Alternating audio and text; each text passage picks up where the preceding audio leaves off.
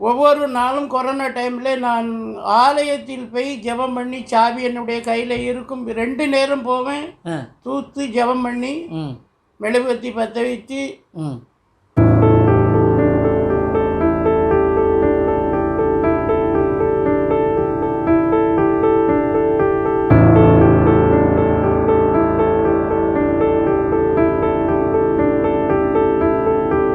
கிறிஸ்துவுக்குள் அன்பானவர்களே, வாரம் ஒரு சாட்சி நிகழ்ச்சியின் மூலமாக திரும்பவுமாக இன்றைக்கு உங்களை சந்திப்பதில் நான் மிகவும் மகிழ்ச்சி அடைகிறேன். பாருங்கள், நம்முடைய அன்பு சகோதரர் ஞானத்துரை அவர்களுடைய 2வது சாட்சியை நாம் இன்றைக்கு கேட்க இருக்கிறோம்.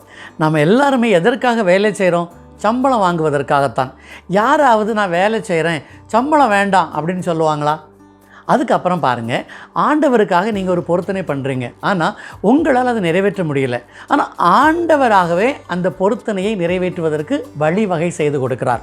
அப்போ இந்த 2 காரியங்களை தான் இன்றைய சாட்சியில் நாம் கேட்க போகிறோம், பார்க்க போகிறோம். கடைசி வரை பாருங்கள், கர்த்தர் உங்களை கண்டிப்பாய் ஆசீர்வதிப்பார். இன்றைக்கு நம்மோடு சாட்சியை பகிர்ந்து கொள்கிறவர் அன்பு சகோதரர் ஞானத்துரை.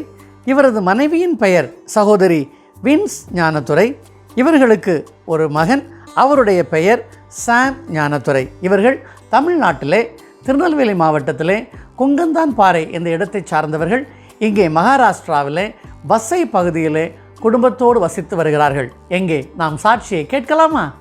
ஓகே, நீங்கள் அந்த எந்த கம்பெனியில் வேலை செய்தீங்க? அப்போ இதே வசைப்பட்டணத்தில் ஒரு மில்லு கம்பெனியில் வேலை செய்தீங்க. அப்போ இது கையில் என்ன விழுந்தது? மேலே டீ பிளேட் கிளாஸ் உடைஞ்சி கம்பெனியில்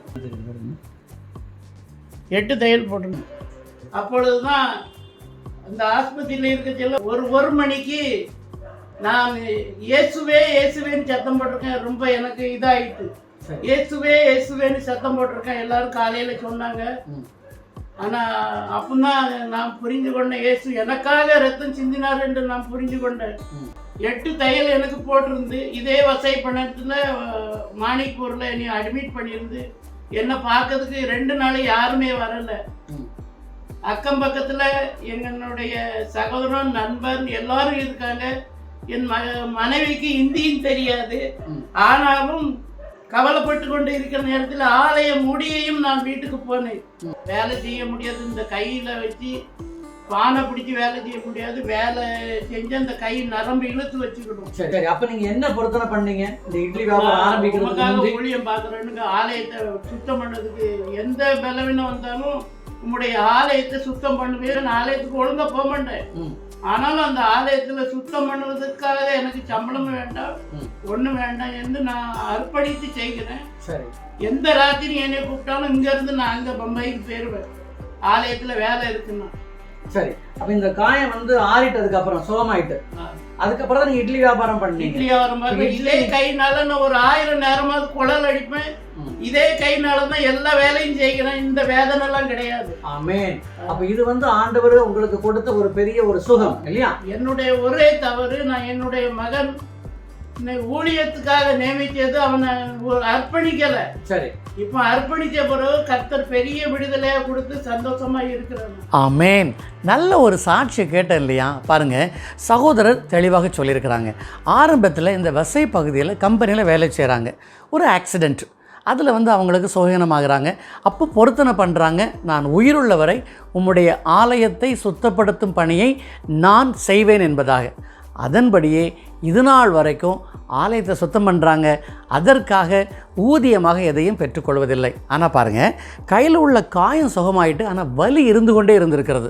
அப்புறம் எப்போவோ ஒரு தடவை அவங்க செய்த ஒரு பொருத்தனை, அது என்னன்னு பார்த்தீங்கன்னா, என் மகனை வந்து ஊழியத்துக்கு அனுப்புவேன், ஆனால் அது அவங்களால செய்ய முடியல. ஆண்டவராகவே இப்பொழுது அந்த மகனை ஒரு ஊழியக்காரருக்கு டிரைவராக பணியில் அமர்த்துகிறார். பார்த்தீங்களா? அப்போ இதுவும் ஒரு ஊழியம்தான். ஆனால் நடந்த அற்புதம் என்ன? சகோதரருடைய கையில் அந்த வலி அறவே கிடையாது. எல்லா வேலைகளையும் அவர் வலி இல்லாமல் செய்கிறார். பாருங்கள், ஆண்டவருக்காக ஒரு பொருத்தனை செய்து அதை நாம் நிறைவேற்றுகின்ற பொழுது அவர் நம்முடைய வாழ்விலே எல்லாவற்றையும் நன்மையாக செய்ய காத்திருக்கிறார். எங்கே ஒரு வசனத்தை எடுத்து வாசிக்கலாமா? ஒருவன் கர்த்தருக்கு யாதொரு பொருத்தனை பண்ணினாலும் அல்லது யாதொரு காரியத்தை செய்யும்படி ஆணையிட்டு தன் ஆத்துமாவை நிபந்தனைக்குட்படுத்தி கொண்டாலும் அவன் சொல் தவறாமல் தன் வாயிலிருந்து புறப்பட்ட வாக்கின்படியெல்லாம் செய்ய கடவன். என்னாகமம் 30:2. When a man makes a vow to the Lord or takes an oath to obligate himself by a pledge, he must not break his word, but must do everything he said. A reading from book of Numbers 30 verse 2. வசனம் சொல்கிறத பார்த்தீங்களா? அதாவது கர்த்தருக்கென்று நாம் ஒரு பொருத்தனையை செய்கின்ற பொழுது அதை நாம் சொல் தவறாமல் நிறைவேற்றுவதற்கு முயற்சி செய்ய வேண்டும். அதற்காக கண்டிப்பாக கர்த்தர் நமக்கு உதவி செய்வார். நீங்கள் பொருத்தனை எதுவும் பண்ணியிருந்தீங்கன்னா அதை நிறைவு செய்யுங்க, ஆசீர்வாதத்தை பெற்றுக்கொள்ளுங்கள். இந்த கிறிஸ்மஸ் காலத்தில் உங்களால் முடிந்த உதவிகளை ஏழை எளியவர்களுக்கு செய்யுங்கள். இன்னும் அதிகமான ஆசீர்வாதத்தை இறைமகன் இயேசு கிறிஸ்துவிடமிருந்து நீங்கள் பெற்றுக்கொள்வீர்கள். இன்றைக்கு நம்மோடு சாட்சியை பகிர்ந்து கொண்ட அன்பு சகோதரரையும் அவரது குடும்பத்தையும் சாட்சியை பார்த்து கொண்டிருக்கிற உங்கள் யாவரையும் தேவன் ஆசீர்வதிக்கும்படியாக ஜெபிக்கிறேன். திரும்பவுமாக அடுத்த வாரத்தில் இன்னொரு புதிய சாட்சியோடு உங்களை சந்திக்கும் வரை கர்த்தர் தாமே உங்களை ஆசீர்வதித்து பாதுகாத்து வழிநடத்துவாராக. ஆமேன்.